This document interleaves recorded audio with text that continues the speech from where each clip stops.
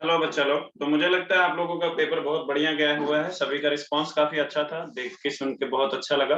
देखते हैं रिजल्ट आप लोगों का बढ़िया आता है। बढ़िया ही आएगा, क्योंकि 40 में से 40 अगर उम्मीद की जा रही है तो ऑब्वियसली है कि अगर इतना है, क्योंकि पेपर इजी था आप लोगों का, तो मुझे उम्मीद है कि बहुत सारे बच्चे 40 में से 40 ले आएंगे। और जो मेरे क्लास से बच्चे हैं वो भी कुछ तो उसमें से भी 40 आउट ऑफ 40 लाएंगे। ज्योमेट्री का पेपर अगर आप लोग संभाल लेंगे तो आपको जो है पक्का है आउट ऑफ मार्क्स मिल ही जाएगा, 100 आउट ऑफ 100। अगर आपके स्कूल ने आपको 20 आउट ऑफ 20 दे दिया तो मैं यहाँ पे फटाफट से क्वेश्चन सॉल्व करता हूँ। आप लोग बस अपने क्वेश्चन को मिला लीजिएगा कि जो भी आपका राइट रॉन्ग हो, ठीक है। मैं फटाफट से सॉल्व करता हूँ। तो पहला एमसीक्यू मैं देखता हूँ, what is my first MCQ is given in this paper. So that is that, इसमें शायद से आप लोगों को बताना था कि क्वाड्रेटिक इक्वेशन कौन सा है। तो मेरे हिसाब से आप इसको सॉल्व किए होंगे या नहीं भी किए होंगे, तो बी ऑप्शन आपका राइट है, क्योंकि इसके अलावा कोई भी ये फॉर्म में नहीं रहेगा। ये अगर आप मल्टीप्लाई करा दोगे X square plus 5x is equal to 2, जिसको आप बनाओगे तो x square plus 5x minus 2 हो जाएगा इज इक्वल टू 0। और आपका स्टैंडर्ड फॉर्म होता है X square plus B X plus C. यही आपका क्वाड्रेटिक इक्वेशन का स्टैंडर्ड फॉर्म होता है, जो कि मैच खाता है बी से, बाकी और किसी से मैच नहीं करता। तो इसलिए आपका ऑप्शन बी राइट होगा, ठीक है।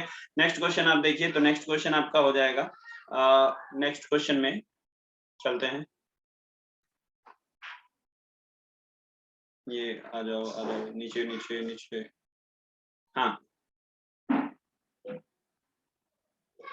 सो नेक्स्ट क्वेश्चन आ गया आपका यहाँ पे। नेक्स्ट क्वेश्चन में आपको क्या देखना है, first 4 terms of an AP whose first term is -2 and d common difference is -2।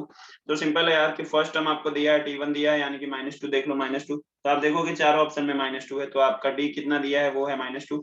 फटाफट से करो इसको, t2 इज इक्वल टू बोल सकते हो आप t1 plus D. t1 plus जैसे ही d करोगे तो क्या हो जाएगा -2 है ना। -2 क्यों आया, क्योंकि प्लस डी कर रहे हो लेकिन ये वैल्यू माइनस ही रखनी है। तो -2 और ये प्लस माइनस तो माइनस ही बनेगा। तो -2 कितना हो जाएगा -4। अब ये देखो कहाँ पे आ रहा है, तो ये सिर्फ ऑप्शन नंबर सी पे आ रहा है, तो यही वाला आपका करेक्ट भी है। आप आगे चाहें तो आगे भी कैलकुलेट कर सकते हैं, t3 is equal to T two plus D. तो टी टू कितना है आपका -4 आ चुका है, प्लस डी करेंगे अगेन वो -2 है, तो अगेन -4 -2 कितना हो जाएगा -6। इस हिसाब से आप समझ सकते हो सी इज करेक्ट आंसर। कोई दिक्कत वाली बात नहीं है इसमें। नेक्स्ट क्वेश्चन देख लेते हैं इसमें आगे बढ़ के। तो नेक्स्ट क्वेश्चन अपना 3 वाला है। थर्ड वाला क्वेश्चन क्या है इसमें देखो, dy और d गिवन है, dx भी गिवन है और y की वैल्यू पूछा है। तो जिन बच्चों ने क्रैमर्स रूल बहुत अच्छे से प्रैक्टिस किया होगा, मैंने क्लास में सभी को प्रैक्टिस कराया था, तो उस हिसाब से देख लीजिए। y पूछा है तो y इज इक्वल टू क्या होता है, dy अपॉन d होता है। यहाँ पे dy क्या है -63 अपॉन d क्या है 7, तो आंसर हो गया -9। ठीक है, तो आप धड़ाक से आंख मूंद के d पे टिक मार के आ जाओ एकदम। कोई दिक्कत है? कोई दिक्कत नहीं होनी चाहिए। चलो नेक्स्ट क्वेश्चन देख लो आप। फोर्थ वाला क्वेश्चन देख लो। फोर्थ वाले क्वेश्चन में क्या कह रहा है, फोर्थ वाले क्वेश्चन में प्रोबेबिलिटी पूछा था। मैंने चीख चीख के क्लास में कई बार बताया था आप लोगों को कि प्रोबेबिलिटी वाले क्वेश्चन कई बार पूछे गए हैं, तो ये आ ही गया। 0 to 1 के बीच में जो लाई करता है वही प्रोबेबिलिटी है। और क्वेश्चन में पूछा है which number can not represent, तो देखो 1.5 जो है वो ज्यादा है, तो यही प्रोबेबिलिटी रिप्रेजेंट नहीं करेगा, बाकी सब प्रोबेबिलिटी रिप्रेजेंट करेंगे। तो ऑप्शन ए करेक्ट हो गया, ठीक है। उम्मीद है आपको समझ आ गया होगा। चलिए नेक्स्ट क्वेश्चन देख लेते हैं। नेक्स्ट क्वेश्चन में आप क्या देखेंगे,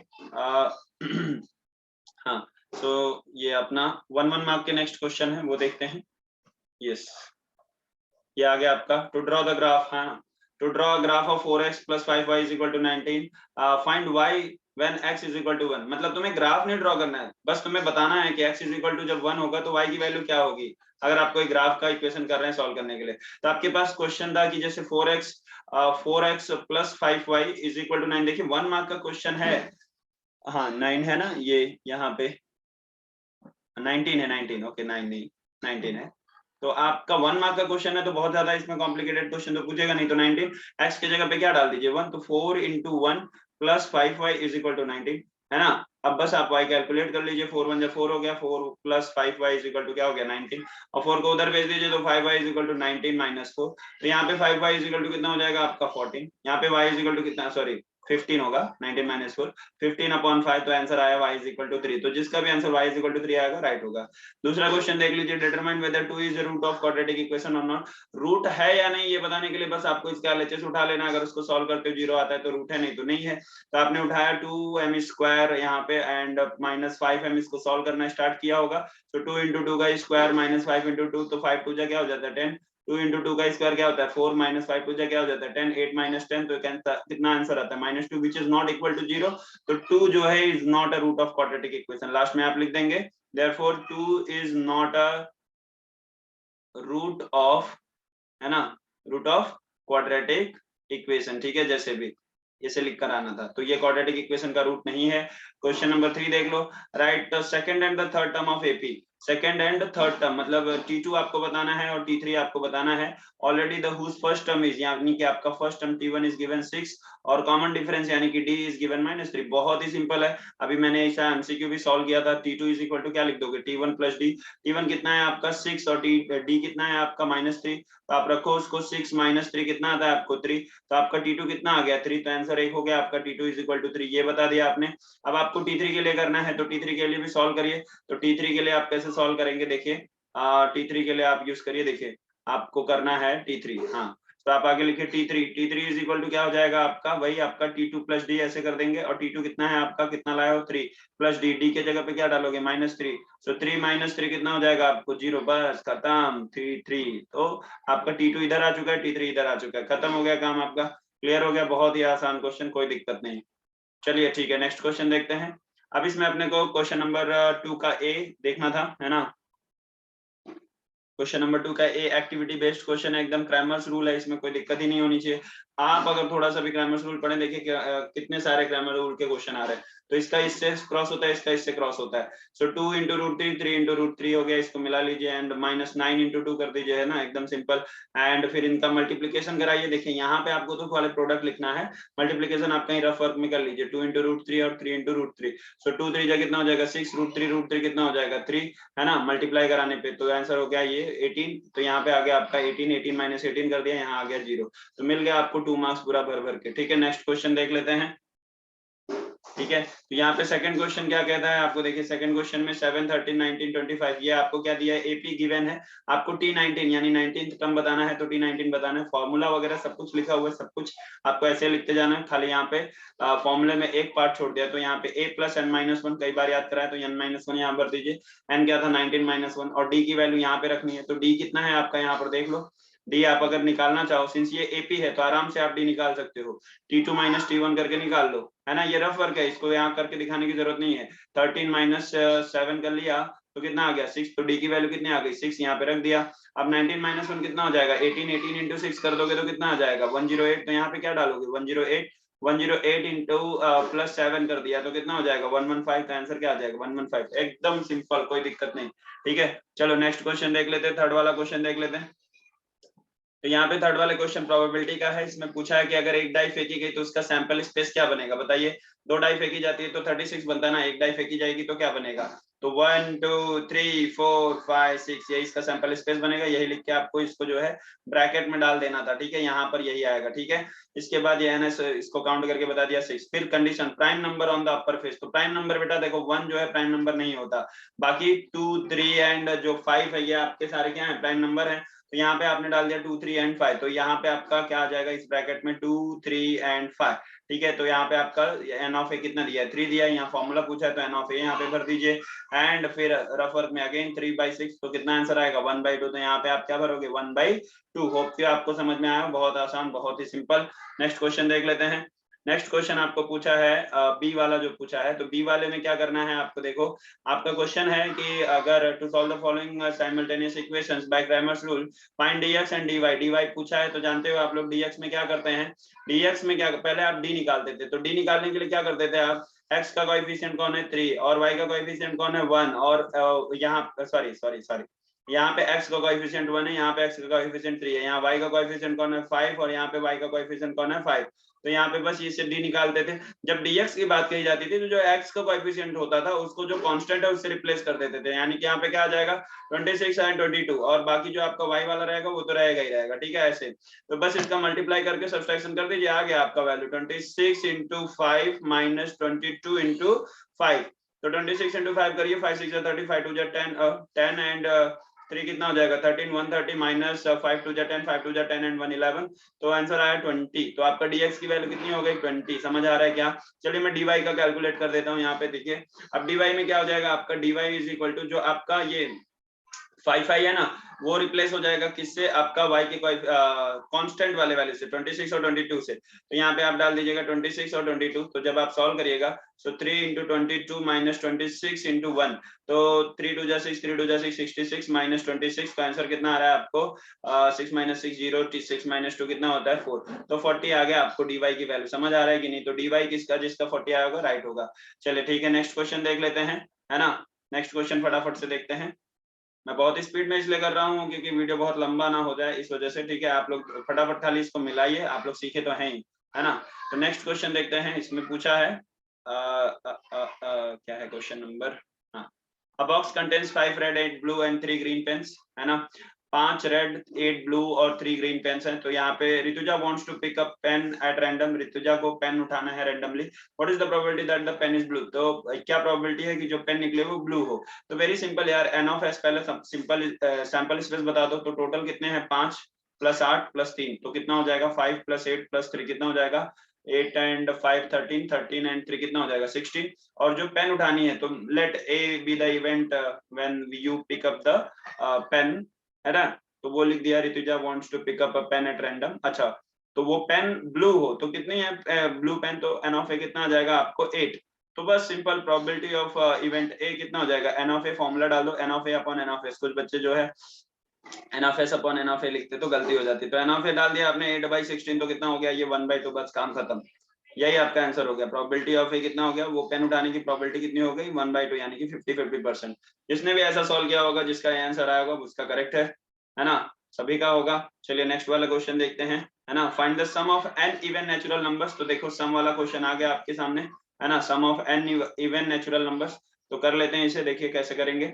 सिंपल सी बात की, इवन नेचुरल नंबर शुरू होता है कहाँ से, 1 से शुरू होता है, 1 2 3 4 से इंफिनिटी तक जाता है, 1 2 3 4। मैं यहाँ कर रहा हूँ राइट कॉर्नर में, आप देख लीजिए। तो यहाँ पे एस एन का फॉर्मूला क्या होता है, आप सब जानते हैं, n/2 एंड t1 + tn, एक ये फॉर्मूला होता है, बट ये यूज नहीं करेंगे क्योंकि यहाँ पे tn अपने को लास्ट फाइनल टर्म पता नहीं है, इंफिनिटी तक गया है। तो हमारे पास दूसरा भी होता है, Sn = n/2, है ना, 2a + n-1 × d, ऐसा भी होता है ना। तो वो अप्लाई कर दो, तो उसको अप्लाई करोगे तो यहाँ पे हो जाएगा Sn = n/2, यहाँ पे 2 × a की जगह पे क्या आ जाएगा आपको 1, क्योंकि फर्स्ट यहाँ पे जो है a तो आपका 1 ही है, और जो d निकालोगे तो 2 - 1 करोगे तो 1 ही आएगा, 3 - 2 करोगे तो 1 ही आएगा, तो d यहाँ पे 1 है। तो यहाँ पे फिर अच्छा +n-1 d के जगह पे 1, ठीक है। होप कि सबको समझ में आ रहा होगा, बहुत बार इसको क्लास में करे हैं। तो n/2 ये 2 1 जा 2 हो जाएगा, एंड n-1 × 1, तो ये n-1 ऐसा आ जाएगा, ठीक है। अब ये हो गया आपका सवाल n/2, और 2 - 1 तो 1 हो जाएगा, तो 1 + n, जिसको आप n+1 भी लिख सकते हो। तो Sn = आ गया आपको n/2 n+1, यही आपका आंसर हो जाएगा, यही आपका वैल्यू हो जाएगा, ठीक है। वेरी सिंपल, वेरी इजी, ठीक है। होप कि सबको समझ आ गया होगा। चलिए नेक्स्ट क्वेश्चन देख लेते हैं। नेक्स्ट क्वेश्चन में क्या पूछा है, solve the following quadratic equation by factorization method। very simple question, x² plus x - 20 = 0 ऐसा दिया हुआ है। तो यहाँ पे देखो सिंपल, x² - 20 को क्या कर सकते हो, -5 नॉट -5 +5 लिखो, +5x - 4x - 20 = 0। मल्टीप्लाई करने पे 5 4 जा 20 आ ही रहा है ना। x टेकिंग कॉमन, तो यहाँ पे x + 5 - 4 टेकिंग कॉमन, है ना, -4 टेकिंग कॉमन, तो ये हट जाएगा, ठीक है। हाँ, तो यहाँ पे कर लीजिए -4 टेकिंग कॉमन, तो क्या बच जाएगा अंदर, x - 5 = 0। बस x - 5 यहाँ पे ले लिया, और फिर ये सॉरी x + 5 यहाँ पे x + 5 ले लिया आपने, और क्या बचा आपको x - 4 = 0। सो आंसर आएगा x + 5 = 0 और x - 4 = 0। सो आंसर आएगा x = -5 और x = 4। तो यही आपका आंसर हो जाएगा। होप कि सबको समझ आ गया होगा, बहुत ही सिंपल, बहुत ही आसान। चलो नेक्स्ट देख लेते हैं, क्वेश्चन नंबर 5 देख लेते हैं। क्वेश्चन नंबर 5 में क्या कह रहा है, find the values of x + y and x - y of the following simultaneous equation. अरे एकदम सा लल्लू क्वेश्चन है, फर्स्ट एक्सरसाइज का क्वेश्चन है एकदम, ठीक है। इन दोनों को एक बार ऐड करवा लीजिए, एक बार सब्सट्रैक्ट करा लीजिए, हो गया आपका काम, ठीक है। ज्यादा कुछ करना नहीं है आपको, ठीक है। क्या हो रहा है यार, ये सब और टाइम पास कर, चलो ठीक है। हाँ, सो यहाँ पे देखिए, इसको अगर एक बार ऑन एडिंग, तो एक बार ऐड करोगे तो 59 और 49 और 57 ऐड होने पे कितना देगा आपको 106 दे देगा, 106, है ना। हाँ 106, और ये दोनों माइनस माइनस है तो ये दोनों भी ऐड हो जाएंगे 106y, और इसको ऐड कर दो 224 हो गया, 5712 हो गया, 213 हो गया, 314 हो गया है ना, 424 हो रहा है, और फिर सबको 106 से डिवाइड करा दो तो x माइनस वाई जो है यहाँ पे इसको 4 टाइम्स जाएगा ये, ठीक है। तो मैं डायरेक्टली कर रहा हूँ, आप लोगों ने किया होगा, x minus y is equal to 4 आ गया, और एक बार इसको सब्सट्रैक्शन करा दो, तो जब सब्सट्रैक्शन कराओगे तो क्या आएगा देखो, एक बार मैंने ये कर दिया, अब मैं दोबारा वो कर देता हूँ, सब्सट्रैक्शन करा देता हूँ, तो ये एडिशन वाला था है ना, अब सब्सट्रैक्शन वाला देख लीजिए, एडिशन वाले में क्या आ गया आपको, x minus y is equal to 6 आ गया, ठीक है। अब सब्सट्रैक्शन वाला जब आप कराएंगे तो साइन चेंज हो जाएगी, ये माइनस ये प्लस और ये भी माइनस, तो 49 में से 57 निकला तो -8x, और ये यहाँ पे -8y आ जाएगा, एंड यहाँ पर आपको 2 - 2 0 5 15 - 7 8 और 1 माइनस, तो 80 आ गया यहाँ पे, और साइन भी माइनस की रहेगी क्योंकि जो बड़ा होता है उसी की साइन देते हैं। फिर -8 से सबको डिवाइड करा दीजिए, सबसे पहले माइनस से मल्टीप्लाई करा दीजिए, तो ये 8x + 8y is equal to क्या हो जाएगा 80, फिर 8 से डिवाइड करा दीजिए, आंसर आ गया x + y is equal to 10, है ना, क्योंकि ये 8 से डिवाइड हो गया, तो यहाँ पे दूसरा आंसर क्या आ गया, x + y is equal to 10। बहुत सिंपल, बहुत आसान, एक एक मार्क दोनों पे था, आराम से मिल जाता, ठीक है। चलो कोई दिक्कत नहीं, आगे बढ़िए जवानों, आगे बढ़ो। क्वेश्चन नंबर 3 का 1 वाला जो क्वेश्चन है, पहला वाला question, one of the roots of, अच्छा एक्टिविटी है, ये भी बहुत आसान, बहुत आसान। देखिए क्या है कि क्या दिया है, one roots of the kx² - 10x + 3, एक रूट इसका 3 दिया है, कंप्लीट द फॉलोइंग एक्टिविटी, ठीक है। चलिए देखते हैं एक्टिविटी में क्या क्या स्टेप आता है, क्या क्या भरना होगा हमें, चलिए देखते हैं। तो पहला है, देखिए वन ऑफ द रूट्स, देखो ऐसा क्वेश्चन भी पूछ लिया है और यहाँ पे सॉल्व करके भी दे दिया है, x² - 10x + 3, one of the root is 3, तो क्या करेंगे, putting x is equal to 3 in the above equation, तो यहाँ पे रख दिया। अब x की जगह पे क्या रखना है 3, तो यहाँ पे रख दो 3 का स्क्वायर -10 इंटू x की जगह क्या रखना है 3 + 3 इज इक्वल टू 0, तो यहाँ पे 3 का स्क्वायर कितना हो जाएगा 9 हो जाएगा, तो यहाँ पे क्या आ गया 9k आ जाएगा आपका, ठीक है।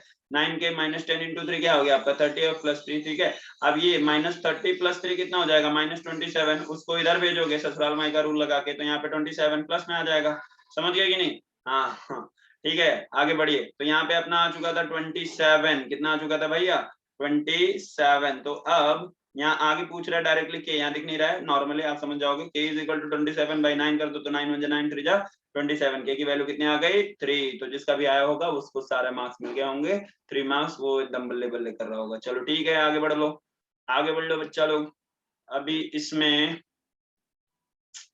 हाँ, ये देखो देखो देखो देखो देखो, क्वेश्चन नंबर 2 वाला जिसने किया होगा उसके लिए है क्या, पहले क्वेश्चन पढ़ देता हूँ फिर और नीचे लेके जाऊंगा। A card is drawn at random from a pack of well shuffled 52 playing cards and complete the following activity to find the probability of the card drawn is, दो अलग अलग इवेंट हैं, the card drawn is an ace and the card drawn is a spade, ठीक है। तो मैंने कई बार इसको आपको कार्ड के बारे में जानकारी क्लास में दी है, तो कितने आपके एस कार्ड होते हैं, तो एस कार्ड आपके होते हैं 4, और स्पेड कार्ड कितने होंगे आपके 13, है ना, और आपके टोटल कार्ड कितने 52, बस एन ऑफ ए कितना हो जाएगा आपका, देखो मैंने यहाँ बता दिया 4 एस कार्ड होते हैं, तो यहाँ पे आपको क्या भरना है 4, एंड प्रोबेबिलिटी ऑफ ए अगर आपको निकालना है तो N of A upon N of s कर दीजिए, पहले फॉर्मूला देखो यहाँ लिखा भी है फॉर्मूला, तो कोई डायरेक्ट इसमें वैल्यू लिखेगा तो उसको गलत भी माना जाएगा, तो यहाँ क्या आएगा n of A upon N of s, समझ गए कि नहीं। तो एन ऑफ ए कितना हो गया आपका 4/52, तो आंसर हो गया 1/13, डिवाइड करके देख लेना, 4 1 4 4 1 4 एंड 3 2, 1/13 आंसर आ जाएगा, तो यहाँ 4/13 भरा जाएगा,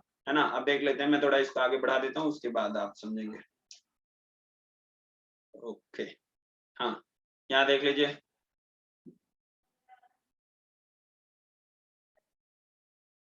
ओके सो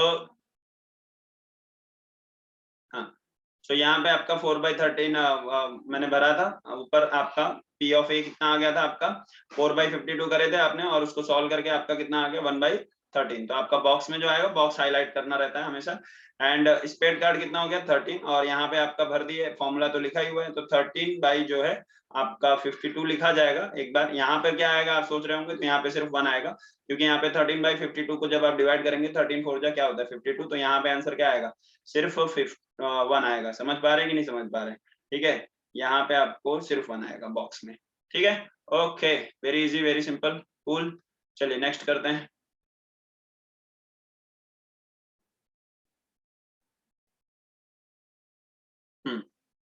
क्वेश्चन नंबर 3 का बी एनी टू करना है, तो तीन तीन मार्क के क्वेश्चन आ गए आपके सामने।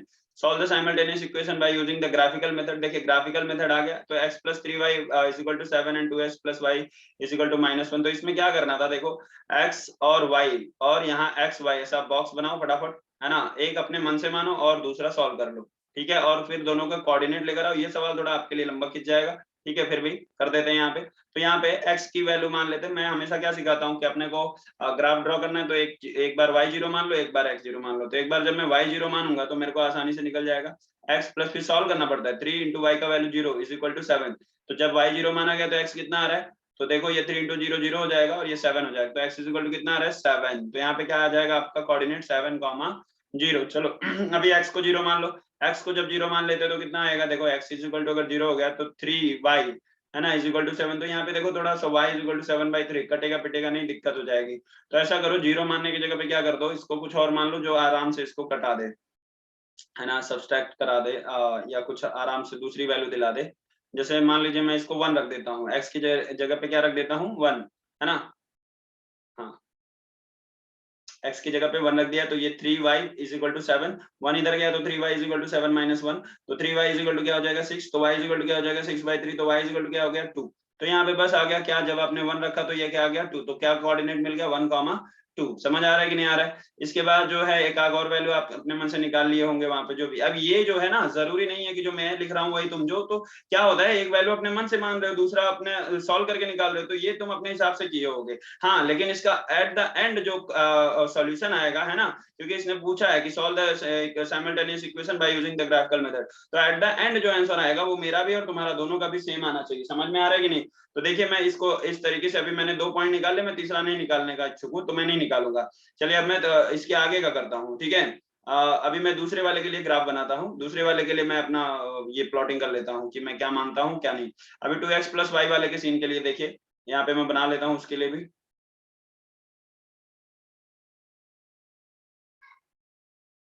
ठीक है, x y और यहाँ पे x, y ऐसे बना दिया। चलिए अभी मैं एक y की वैल्यू मान लेता हूँ 0। हाँ तो 0 मानूंगा तो मुझे दिक्कत हो जाएगी, तो मैं क्या करता हूँ 1 मान लेता हूँ, ठीक है। तो जब y की वैल्यू में 1 मान ले रहा हूँ तो मुझे क्या मिल रहा है, देखिए 2x + y is equal to -1 है। y की वैल्यू मैंने माना 1, 1 इज इक्वल टू -1, तो 2x और जो ये 1 है जब वो ये उधर जाएगा तो 2x इज इक्वल टू -1 हो जाएगा। समझ आ रहा है कि नहीं आ रहा है। तो ये आपका जब -1 क्या हो जाएगा -2, तो 2x इज इक्वल टू -2, तो x इज इक्वल टू -2/2, है ना। तो क्या हो जाएगा x इज इक्वल टू -1। तो जब हमने y इज इक्वल टू 1 माना तो x इज इक्वल टू क्या मिला हमें -1। तो आंसर क्या आएगा -1, 1। समझ पा रहे हो कि नहीं। अब मैं जो है एक x को 0 मान लेता हूँ, है ना। जब मैं x को 0 मान लूंगा तो मुझे y क्या मिल जाएगा, जब मैं x इज इक्वल टू 0 मान लूंगा तो 2 into 0 plus y is equal to -1। तो यहाँ पे 2 0 0 हो जाएगा, 0 plus y is equal to 1, तो मतलब -1, तो y इज इक्वल टू क्या आ रहा है तब भी -1। तो ये आपका कितना आ गया -1, और ये क्या हो गया 0, -1। अब क्या करोगे, इसको ना आपको ग्राफ पे ड्रॉ करना रहा होगा, ठीक है। अच्छा ये जो आपने यहाँ पे सब सोल्यूशन लिखा है ना, ये सब सॉल्यूशन आपको लिखना होगा, ठीक है। बिना इसके लिखे आपको मार्क्स नहीं मिलेगा, इसलिए ये 3 मार्क का क्वेश्चन है। चलिए बढ़िया। अब देखिए ग्राफ जब ड्रॉ करना होगा तो मैं यहाँ पे थोड़ा फटाफट से ग्राफ बना लेता हूँ आपको दिखाने के लिए, ठीक है। और ये देखिए मैं यहाँ पे एक छोटा सा ग्राफ बनाता हूँ, ऐसा कुछ, है ना। सो इसके बाद जो है इसमें आप वैल्यूज दिखाइए। तो पहला मेरा 7, 0 है, तो 1 2 3 4 5 6 7, मेरा 7 पॉइंट यहाँ पे आया 7, 0। ठीक है, मेरा ग्राफ उतना बढ़िया नहीं बनेगा, आप अपने ग्राफ बुक लिख कर बनाए होंगे तो बढ़िया रहा होगा। यहाँ 7, 0 एक पॉइंट मिला मुझे, और फिर यहाँ 1 2, तो यहाँ पे हाँ 1 2 3 4 5 6 7 कर लेता हूँ। तो मुझे क्या चाहिए अभी 1, 2 चाहिए ना, तो मेरा 1 कहाँ पर है, यहाँ पर है, और 2 कहाँ पर है, यहाँ पर है। तो मैं ये वाला पॉइंट जो है ऐसे ले लूंगा 1, 2। इन दोनों पॉइंट को मिलाते हुए मैं एक लाइन ड्रॉ कर दूंगा, जो मेरा क्या होगा ग्राफ होगा, मतलब वो लाइन हो जाएगी x + 3y वाली, ठीक है। तो इसको ऐसे मिलाते हुए ऐसे, हाँ ठीक है। आप प्रैक्टिकली इसको ड्रॉ कर लेना, मैं आपको आंसर बता दूंगा, ठीक है। तो ये ऐसे जा रही है कुछ, इधर उधर कहाँ पे इंटरसेक्ट कर रही है, प्रॉपर नहीं है तो प्रॉपर इंटरसेक्टिंग नहीं हो रहा होगा इसका, ठीक है। चलिए आप समझदार हैं उतना समझ जाएंगे। दूसरे वाले की देखिए 2x + y is equal to -1, तो -1, 1, तो मतलब x पे जाना है आपको -1, है ना, -1, -1 तो मतलब कहीं यहाँ पर वो पॉइंट बनेगा, और फिर एक है 0,1, 0,-1 मतलब यहाँ पर 0 और x 0 रहेगा और ये यहाँ पे -1, तो यहाँ आ गया आपका 0,-1। तो इस पॉइंट और इस पॉइंट को मिलाते हुए कोई एक लाइन ड्रॉ करनी है। तो इस पॉइंट को और इस पॉइंट को मिलाते हुए अगर मैं लाइन ड्रॉ करता हूं तो वो कुछ ऐसे जाएगी, ठीक है, ऐसे, ठीक है। हाँ, तो ये हो गया आपका 1,-1, 1,-1, ठीक है। तो ये आगे जब बढ़ेंगे ना तो कहीं ना कहीं इंटरसेक्ट करेंगे। आपने ग्राफ पेपर पे ड्रॉ किया होगा ना, तो कहीं ना कहीं वो इंटरसेक्ट किया ही होगा, समझ आ रहा है आपको। तो जहां पर इंटरसेक्ट किया होगा वो जो कोऑर्डिनेट होगा वही उसका क्या हो जाएगा, वही उसका एक्स वाई जो होगा, वही एक्स वाई का जो भी कोऑर्डिनेट आया होगा 2,3 जो भी, तो x = 2 एंड y = 3, यही आपका क्या हो जाएगा, सोल्यूशन हो जाएगा। आप चाहें, मैं चाहूं तो यहाँ पे मतलब क्या आंसर आया है, इसको मैं डायरेक्टली इसको सॉल्व करके आपको 2 मिनट में आंसर दे देता हूं। जैसे कि इसको मल्टीप्लाई करा लेंगे हम लोग, कर देंगे 3y, है ना। मैं साइमल्टेनियस मेथड से सॉल्व कर लेता हूं इसको। x + 3y = ये कर देता हूं मैं 7, और इसमें मैं 3 से मल्टीप्लाई करा दूं तो ये हो जाएगा 6x and plus 3y and is equal to क्या हो जाएगा, -3। तो इसको सब माइनस माइनस माइनस ये प्लस हो जाएगा, ये कैंसिल, ये हो गया आपका -5x, ये हो गया आपका 10, तो x = आ रहा है -10/5, तो x = आ रहा है आपको -2, ठीक है। x की वैल्यू आ गई -2, अगर x हो गया -2 तो y क्या हो जाएगा आपका 3 हो जाएगा, देखना -2 + 3y = 7। तो मैं बस ये आपको आंसर बताने के लिए, ऐसे करना नहीं है आपको, 7 + 2 तो y = 9/3, तो आपका आंसर आया y = 3। समझ आ रहा है क्या? तो आपका आंसर बनेगा अरे वाह, मैंने तो वही यहाँ पे गेस भी किया था, बस यहाँ पे माइनस नहीं लगाया था। x = -2 और y = क्या हो जाएगा 3, ठीक है। तो यहाँ पे जो है आपका फाइनल आंसर आएगा x = -2, जिनका आया होगा y = 3, यही आपका आंसर होगा, ठीक है बेटा।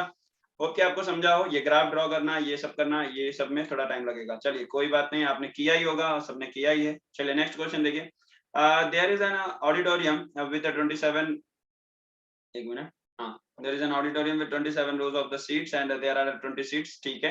in the first row, मतलब पहला रो में आपको बोल दिया है कितना सीट है भैया 20, दूसरा रो में बोल दिया आपको कितना सीट है भैया 22, तीसरे रो में बोल दिया आपको 24, मतलब दो दो करके बढ़ रहे हैं यार, है ना। ये तो आपका क्वेश्चन किसी एक्सरसाइज से ही है आपका, है ना।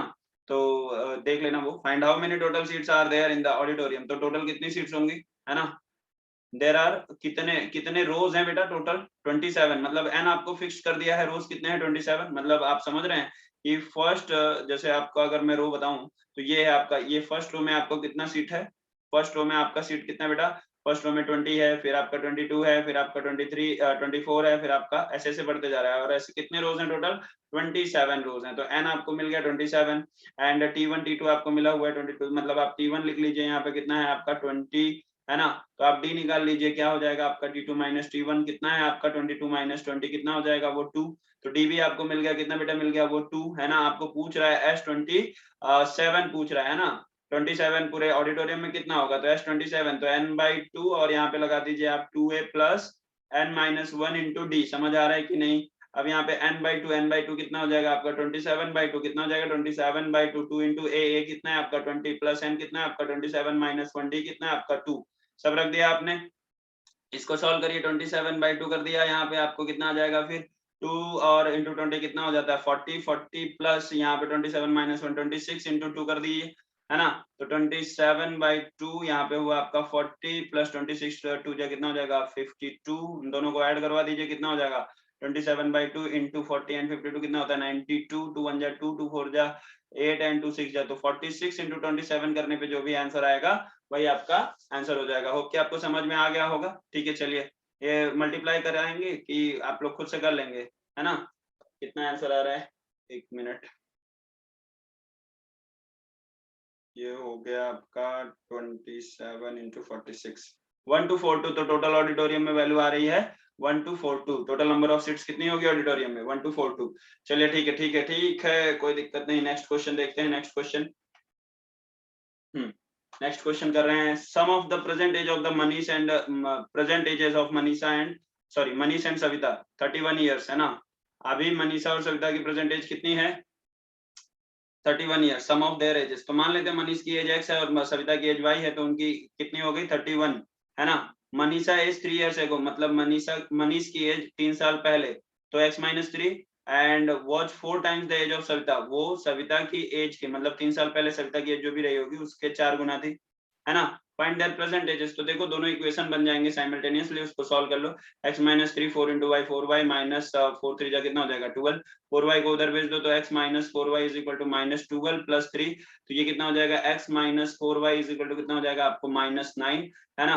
और फिर ये हो गया आपका इक्वेशन नंबर 2 और ये हो गया आपका इक्वेशन नंबर 1। तो बस इसको सॉल्व कर लो, यहाँ पे क्या कर लो, x plus y is equal to 31, x minus 4y is equal to कितना माइनस 9, फिर ये क्या करो माइनस, ये प्लस, ये माइनस का ये भी हो जाएगा प्लस, सब्सट्रैक्शन करवा रहा हूं मैं, तो minus minus x plus x cancel, 4y 1y कितना हो जाएगा 5y, 5y is equal to कितना हो गया 40, तो y इज इक्वल टू कितना आ गया भाई 40 बाई 5, तो कितना आ रहा है 8, है ना भैया, समझ गए कि नहीं।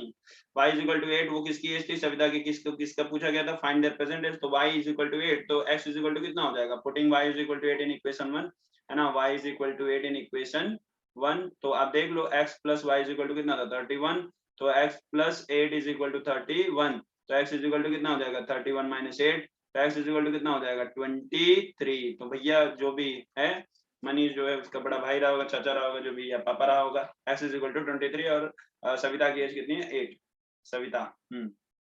Done done done. Okay next next next question देखते हैं भाई, नेक्स्ट क्वेश्चन क्या है आपका देख लेते हैं। नेक्स्ट क्वेश्चन है आपका solve the following quadratic equation using the formula. अच्छा 4 ऑप्शन दिया है क्या आपको, वेरी गुड वेरी गुड। तो यहाँ पे अगर हम देखें तो यहाँ पे आपको x square using formula, formula आप लोगों को याद होगा, तो x square plus 10x plus क्या करना है आपको प्लस 2 इज इक्वल टू 0, यहाँ पे a कितना है 1, b कितना है आपका 10 और c कितना है आपको 2, तो आपको क्या करना है फॉर्मूला में पहले सबसे पहले B square minus 4ac calculate कर लो, तो b कितना है आपको 10, 10 का क्या कर लो स्क्वायर कर लो, माइनस 4 इंटू a कितना है 1, c कितना है आपका 2, तो 10 का स्क्वायर कितना होता है 100 माइनस 4 2 कितना होता है 8, तो कितना आ गया 92। अगर आपको इसका स्क्वायर रूट निकालना है तो ऐसे करेंगे, है ना, b under root of square root निकलता है ना, x is equal to minus b plus minus under root of square root of b square minus 4ac ऐसे लिखोगे, डिवाइड बाय क्या करना है आपको 2a करना है, तो माइनस b कितना हो जाएगा आपका माइनस 10 हो जाएगा, है ना, और plus minus under root of ये क्या हो जाएगा 92 and divide by 2a into a कितना है आपका 1, है ना, तो minus 10 plus minus under root of 92 divide by 2। अब चाहे तो 92 को आप थोड़ा बहुत फैक्टर निकाल सकते हैं, तो निकाल लीजिए, जैसे ऐसे निकालते हैं 2 4 जा 8 एंड 6 जा, है ना, फिर 2 2 जा एंड 3 ऐसे, तो ऐसा हो जाएगा ना 4 23 4 जा होता है 96, है ना। तो यहाँ पे आप क्या कर लीजिए, इसको लिख लीजिए ऐसे फटाक से 23 4 जा 96, तो आंसर आपको क्या बना देगा, देखिए वो हो जाएगा आपका x is equal to minus 10 plus minus under root of 4 into 23, तो 4 का रूट निकलता ही है, 4 का रूट कितना हो जाएगा आपको, x इज इक्वल टू क्या हो जाएगा माइनस 10 प्लस माइनस 4 का रूट 2 आ जाएगा और अंडर रूट 23 डिवाइड बाई 2, यहाँ 10 और 2 रूट 23 में 2 कॉमन होता है, तो 2 कॉमन ले लीजिए, तो minus 5 plus minus root of 23 divide by 2, 2 से 2 कैंसिल हो गया बेटा, आपको क्या आ गया x is equal to minus 5 plus minus under root of 23, बस यही आपका आंसर हो जाएगा। इसको आप दो पार्ट में भी लिख सकते हैं, x is equal to minus 5 plus root of 23, या फिर और x is equal to minus 5 minus under root of 23। Hope कि आपको समझ में आया हो। चलो नेक्स्ट क्वेश्चन देख लेते हैं फटाफट से, ठीक है। ओके नेक्स्ट क्वेश्चन भैया, नेक्स्ट क्वेश्चन नंबर 4 और फिर हम लोगों को देखना है 5, ठीक है, कोई दिक्कत नहीं है। क्वेश्चन नंबर 4 मुझे लगा था कि थोड़ा बहुत टफ डालेंगे, लेकिन यहाँ पे इस बार कोरोना की वजह से बिल्कुल इजी क्वेश्चन है, यहाँ पे कोई दिक्कत नहीं है। देखो आप क्वेश्चन करो, देखते ही कर लोगे। 460 divided by the natural number then quotient is 2 more. देखो यहाँ पे ना वो जो आपका क्वोशिएंट डिवीजर वाला सिस्टम होता है ना, वो वाला यहाँ क्वोशिएंट आता है, यहाँ रिमाइंडर आता है, यहाँ पे डिवीजर होता है, यहाँ पे डिविडेंड होता है ना, तो वही वाला सिस्टम वाला क्वेश्चन है। तो 460 डिवाइडेड बाय, देखो आपको दिख रहा हो नहीं दिख रहा हो, मैं इसे दूसरा पेन यूज करता हूँ, व्हाइट वाला मार्कर, ठीक है। तो देखिए फटाफट से देखिए, तो यहाँ पे 460 divided by natural number then quotient is 2 more than the 9 times the divisor and the remainder is 5। बस यही आपको बनाना है, find the quotient and the divisor, है ना। तो जो क्वोशिएंट है, क्वोशिएंट जो है 2 more then 9 times the divisor, जो यहाँ पे डिवीजर होगा उससे, मान लेते हैं डिवीजर है x, उससे 2 मोर देन 9 टाइम्स, उसका 9 गुना से 2 ज्यादा, समझ पा रहे हैं, 9 टाइम्स से 2 गुना 2 ज्यादा, ठीक है। एंड रिमाइंडर इज, और रिमाइंडर दिया हुआ कितना दिया है भाई 5, तो ये क्वेश्चन मैं एक बार फिर से तुम्हें बताता हूँ, समझो, आराम से आ जाएगा, ठीक है। 460 जो है वो क्या है आपका, किसी से डिवाइड किया जा रहा है, किससे डिवाइड किया जा रहा है पता नहीं, मान लीजिए कोई डिवीजर है x है, ठीक है, 460 को डिवाइड किया जा रहा है x से, ठीक है।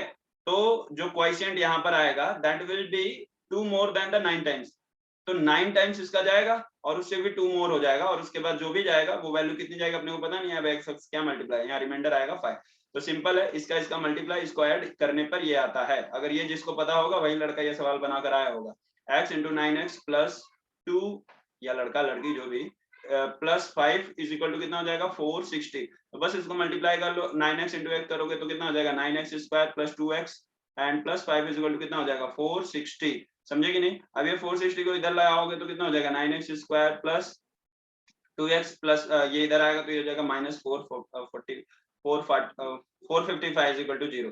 अब यहाँ पे देखो ये बहुत एक तरीके का देख सकते हो कि ये कॉम्प्लिकेटेड इक्वेशन बन रहा है, 9x square plus 2x plus minus 455। अब इसका आप 455 का 9 से मल्टीप्लाई कराओ और फिर उसको जो है डिवाइड वगैरह कराओ, उसका फैक्टर निकालो और 2 आना चाहिए, ऐसा कुछ है ना। तो इसको फॉर्मूला मेथड से कर लो या जिस भी मेथड से करना हो, find the quotient and divisor पूछा है, तो जो वैल्यू आएगी, एक तो क्वोशिएंट आपका यहाँ से आ जाएगा और डिवीजर तो यहाँ से आ जाएगा, मतलब x की वैल्यू आते ही क्वोशिएंट एंड डिवीजर दोनों भी आपका आ जाएगा, ठीक है। एक सेकंड रुकिए, तो ठीक है, फिर इसको सॉल्व करेंगे 9x square plus 2x minus 455, तो अगर आप इसको सॉल्व करेंगे तो क्या मिलेगा आपको, देखो 9x स्क्वायर प्लस 2x, और पहले तो आपको ये 455 का 9 से मल्टीप्लिकेशन कराना होगा, थोड़ा बड़ा फैक्टर है, जो बच्चे होशियार होंगे वही कर सकते हैं इसको, तो माइनस 455 इंटू 9 अगर आप मल्टीप्लाई कराओगे 9 इंटू 455 तो आपको कुछ मिलेगा, तो इससे बेहतर है कि उतना बड़ा फैक्टर ले आने से अच्छा है मल्टीप्लाई कराने से, इसको और तोड़ दो 455 को, तो जब आप इसे तोड़ोगे तो देखो ये 5 से कट रहा है, 5 9 जा, है ना, तो 5 इंटू 5 9 जा 45, 5 1 जा 5, तो 91 मिल रहा है ना। और आपको लाना क्या है एट द एंड, जो है 2x ले आना है, 91 भी टूटेगा, 13 7 जा होता है, तो 7 इंटू 13 उसको लिख सकते हो, तो 9 इंटू 5 मेरे तरीके से ये बेस्ट होता है, तो इसमें देखो आप क्या मिलता है, 9 7 जा 63 मिल जाता है एंड 13 5 जा आपको क्या मिल जाता है 65, तो आपको दो फैक्टर मिल गए, क्या मिल गए 63 और 65।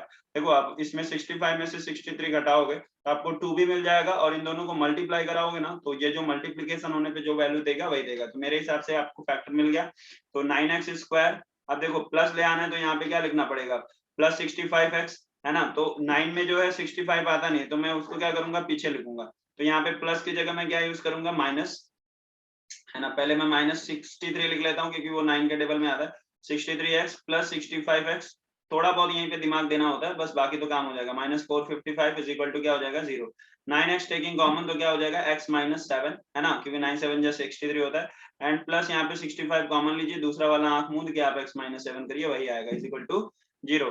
इतना करने के बाद देखिए क्या होता है, अब यहाँ पे ये फैक्टर का कोई जरूरत नहीं है, मैंने तुम्हें समझा दिया, आगे देखो इसको क्या करना है, फिर इसमें 9x माइनस 7 ऑलरेडी आपके पास कॉमन आ चुका है, एंड यहाँ पे आपको क्या बचा है 9x, और यहाँ पे क्या है आपका प्लस 65, कितना हो गया प्लस 65 इज इक्वल टू क्या हो गया आपका 0। अब x minus 7 is equal to 0, या फिर आपका दूसरा वाला जो है 9x plus 65 is equal to 0, तो जो x minus 7 is equal to 0 है वो क्या दे देगा आपको x इज इक्वल टू 7, और यही एक्सेप्टेबल होगा, ये वाला निगेटिव वैल्यू देने लगेगा, इसके लिए एक्सेप्टेबल नहीं होगा, 9x is equal to minus 65, x is equal to minus 65 by 9, तो ये एक्सेप्टेबल नहीं होगा, ठीक है, तो x is equal to minus 65 by 9 is not acceptable, तो आपका डिवीजर आ गया 7, ठीक है, ये आपका मेन आंसर हो गया। और जो क्वोशिएंट है, क्वोशिएंट क्या था आपका 9x प्लस 2, तो वो आप कर दीजिए 9 इंटू 7 प्लस 2, तो कितना आया है 9 7 63 प्लस 2, तो कितना आ रहा है 65, तो जिस बच्चे का ये आंसर आया है क्वोशिएंट आएगा 65 और जो डिवीजर है वो 7, तो उसका राइट होगा, ठीक है, समझ आ गया। चलिए नेक्स्ट क्वेश्चन देख लेते हैं, नेक्स्ट क्वेश्चन में भी बहुत ही इजी रखा हुआ है आपका,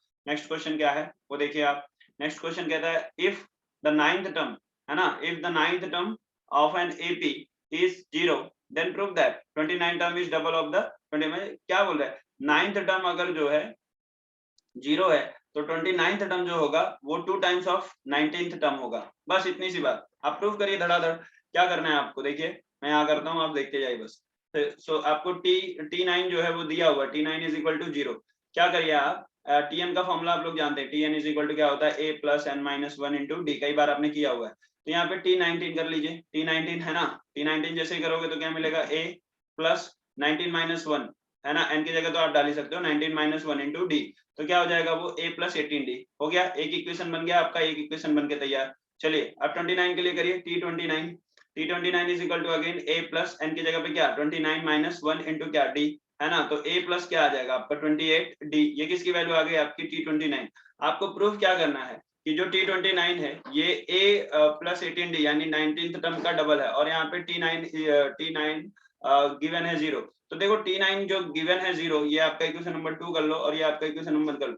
अब इसको जो t9 है तो आपको जानते हो कि वो होता है a प्लस n माइनस 1, वहां पर भी होगा ना, तो 9 minus 1 into d is equal to कितना होगा 0, so a plus 9 minus d कितना होता है 8d, है ना, 8d इज इक्वल टू 0, समझ आ रहा है, ये आपकी वैल्यू है। तो यहाँ पर 19 माइनस 1 कितना 18d, a प्लस 18d ऐसा दिया हुआ है, ठीक है।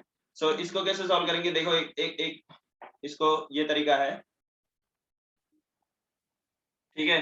तो यहाँ पे जो a plus 8d is equal to 0 है, इसको क्या कर दो a is equal to minus 8d, अब इसको क्या करो इक्वेशन 1 में सब्स्टिट्यूट कर दो, तो क्या मिल जाएगा आपको, देखो t19 इज इक्वल टू क्या हो जाएगा, a की जगह माइनस 8d आएगा, तो माइनस 8d प्लस कितना हो जाएगा आपका 18d, है ना, 8d plus minus 8d plus 18d कितना हो जाएगा आपका 10d, है ना, तो ये क्या हो गया आपका t19 आ गया। अब इसको आप इक्वेशन नंबर 3 भी कर सकते हो।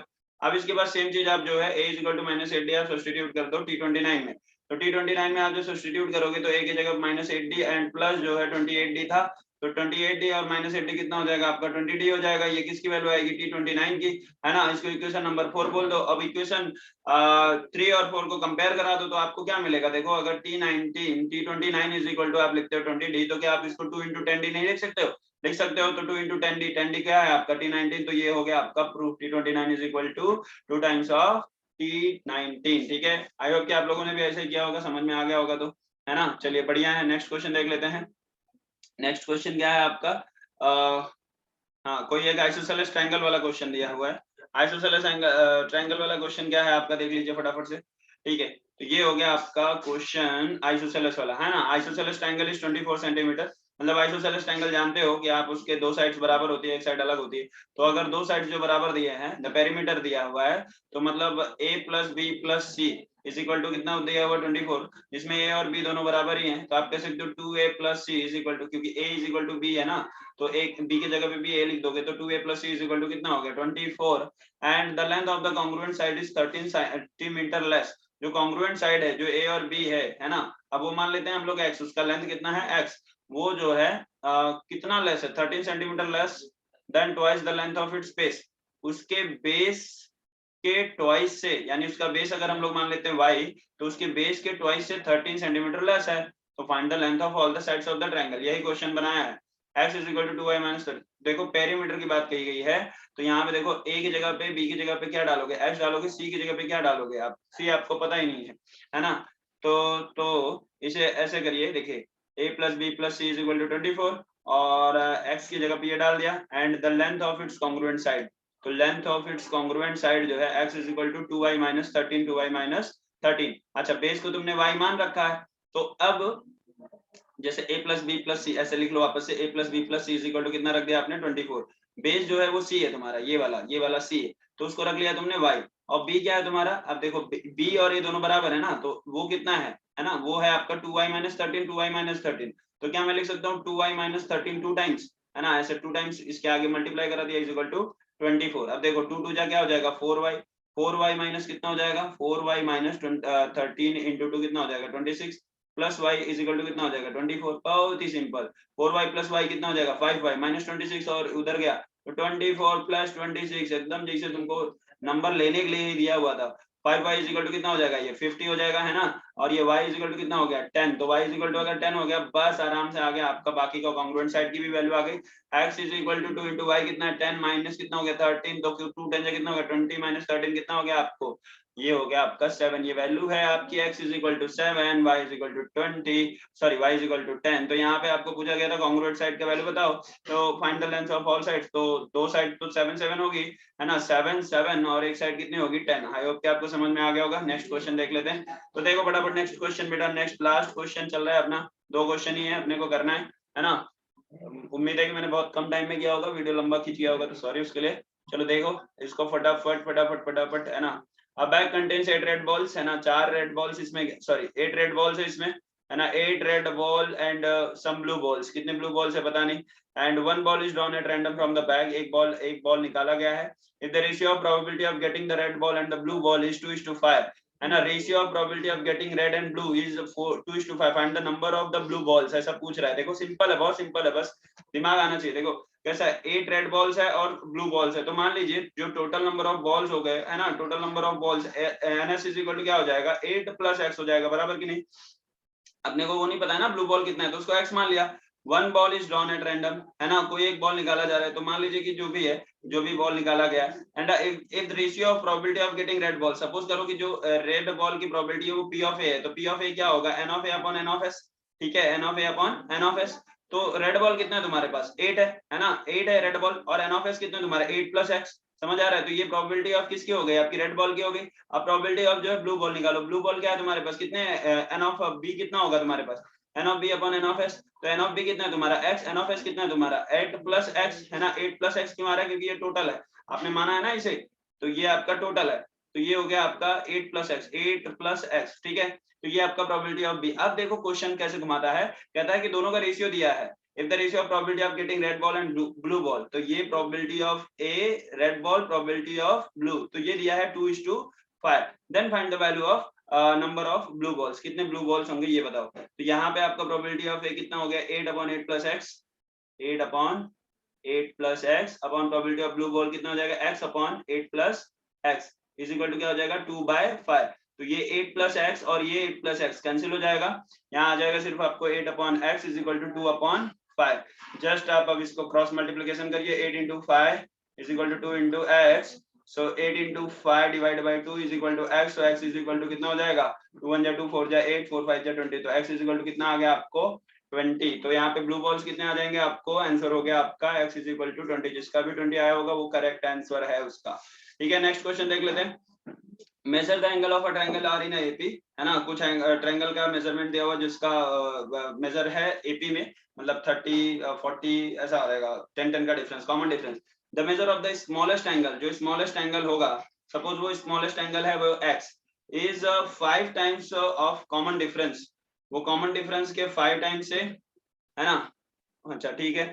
Find the measure of all angles of a triangle, जैसा कि तुम्हें पता है कि सारे एंगल्स जो होते हैं, तो भाई वो क्या होंगे, सारे एंगल्स के एडिशन ट्रायंगल में क्या होता है, a प्लस, जो भी तीन एंगल मान लीजिए a + d, और जो तीसरा होगा a + 2d होगा, जैसे यहाँ नीचे दिया भी है, एज्यूम कर लीजिए a + d a + 2d, तो इसमें जो स्मॉलेस्ट एंगल है वो है a, है ना, तो जो स्मॉलेस्ट एंगल है वो है a, और इन तीनों एंगल का एडिशन कितना होगा 180, a की जगह पे आप क्या डाल दो 5d, समझ पा रहे हो नहीं समझ पा रहे हो, यहाँ पे फिर ऐड वैड कर लो, सब हो जाएगा। देखो कैसे, एक बार फिर से सिंपल इसको समझिए वापस से, जो यहाँ बोला गया है measure of angles of a triangle in AP, तो वो पहले एंगल का मेजरमेंट मान लो, एक है a, दूसरा है a + d, तीसरा है a + 2d।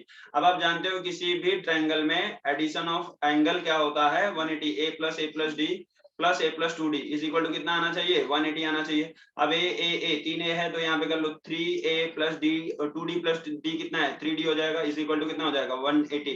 अब यहाँ पे 3 कॉमन ले सकते हो, तो 3 कॉमन लेके इधर भेज दोगे तो a + d is equal to 180/3 हो जाएगा, ठीक है, 180/3 हो गया, तो a + d is equal to कितना हो गया 60 हो गया। अब a is equal to smallest angle था ना, a जो है बोला है यहाँ पे a smallest angle is 5 times the common difference, तो वो 5d कर दो, बस a is equal to 5d यहाँ पे उठा के रख दो, 5d + d is equal to कितना हो जाएगा 60, d 5d + d कितना होता है 6d, तो इज इक्वल टू कितना हो जाएगा 60, and d is equal to कितना हो जाएगा 60/6, तो आंसर क्या आ गया d इज इक्वल टू आ गया 10। अगर d इज इक्वल टू 10 आ गया तो बाकी एंगल का वैल्यू बता दो, तो d इज इक्वल टू अगर 10 आ गया तो सबसे स्मॉलेस्ट एंगल जो है वो 5d है, तो 5 into 10 कितना हो जाएगा, वो कितना हो जाएगा 50, स्मॉलेस्ट एंगल कितना हो गया 50।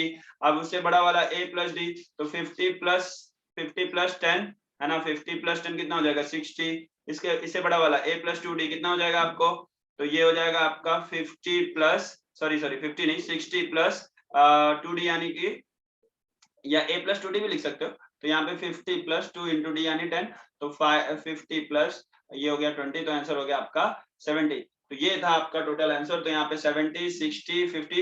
आई होप कि मैंने ये सारे क्वेश्चंस आपके सॉल्व कर दिए, आपको समझ आया होगा, जिसने भी जो भी क्वेश्चन पेपर सॉल्व किया उसको मैच करा लो इससे, सब सही गया होगा, तो आउट ऑफ 40 आना चाहिए आप लोगों का। ठीक है, आप लोगों ने बड़ी मेहनत की थी साल भर, जो भी आया होगा अब आगे का ज्योमेट्री संभाल लो।